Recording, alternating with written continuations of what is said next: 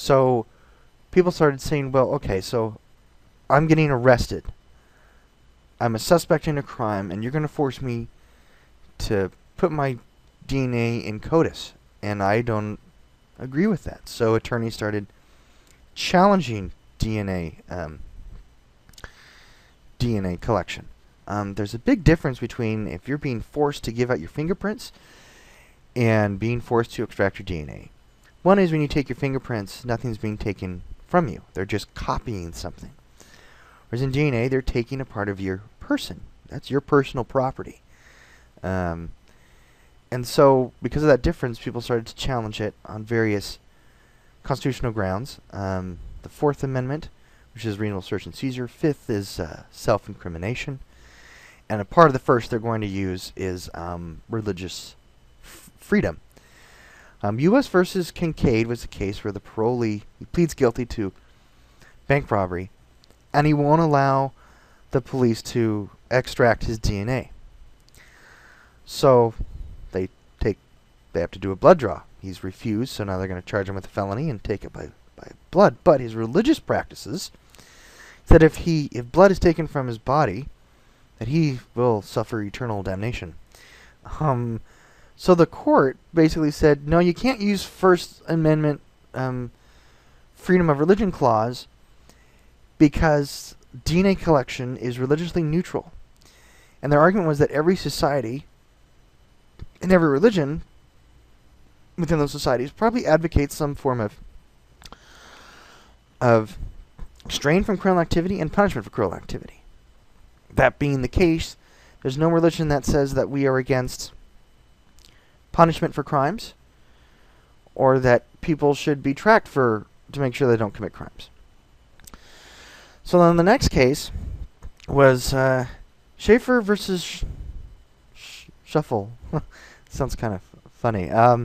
So the arrested person said that taking his DNA was a violation of his Fifth Amendment rights because he's saying, if you take my DNA was left at the scene, I'm incriminating myself. I was there. You're showing it's that DNA is stating that I was there at the crime scene. But here's what the court ruled. They said, no, it does not violate the Fifth Amendment because it's not a testimony by nature. It's not saying that when you went in to murder Jane Doe, that when she clawed you and she took some of your skin and we got that DNA sample from her skin, that doesn't mean you killed her. It just means that you clawed her. So it doesn't directly testify as to your crime. So in both of those cases, the Kincaid and Schaefer case, they said the DNA counted as a search. And so that because you're searching for evidence on your body, that requires a warrant to search.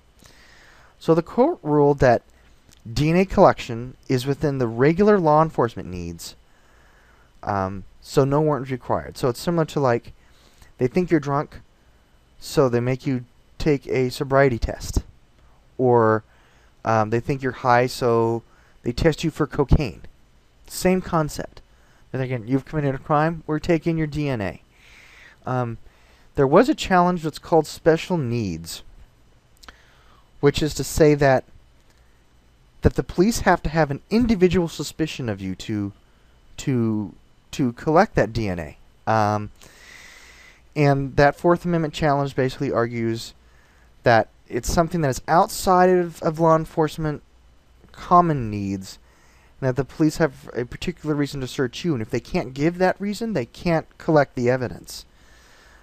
Special needs have been done in cases for non-criminal activities, such as maybe certain jobs require to do a drug test, for example. There have been constitutional requirements saying that's a search, but because they're not a government agency, courts have said, yeah, they can take it, but they have to prove a special need.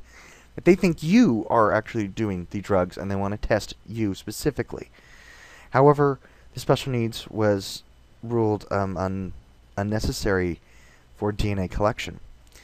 So with the positives of DNA, one of the concerns is how far do we continue to go in DNA collection?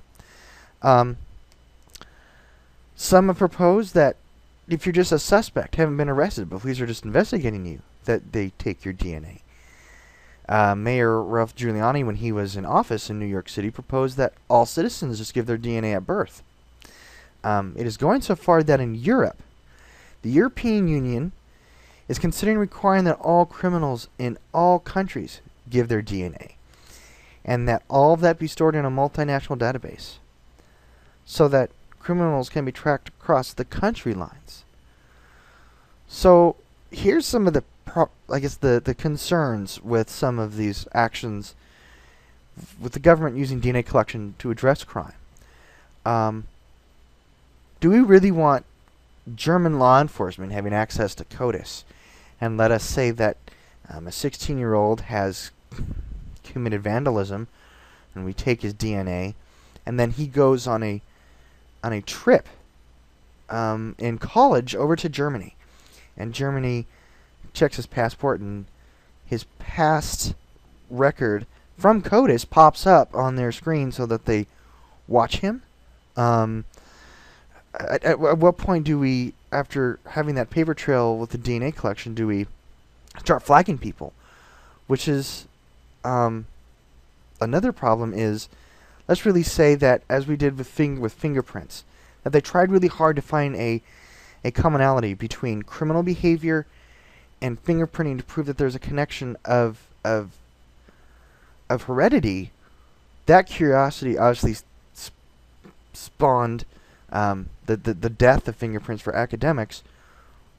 But will we continue to scratch that itch for DNA?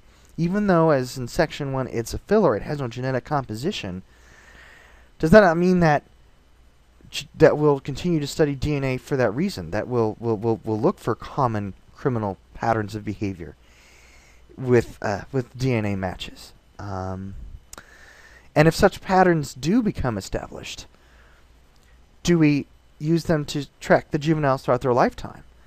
The concept of the juvenile justice system is to find the best interest of the child, to not only punish them for their crime, but the ability to do restitution, and the ability to say that I am, a good citizen of society, and thank you for giving me that second chance. But if their DNA is always on file, and if every time they do something that coded, the law enforcement takes the DNA and they match the name, and his name keeps popping up over and over to that code number, does that juvenile really think that he's been given that second chance? Or does that juvenile feel that the stigma that he was a juvenile and that those crimes really stick with him, even though the case may be sealed or expunged, that DNA is still there? Is that juvenile really released from his past actions? One last implication I want to go over is that the non-consensual nature of the collection of DNA.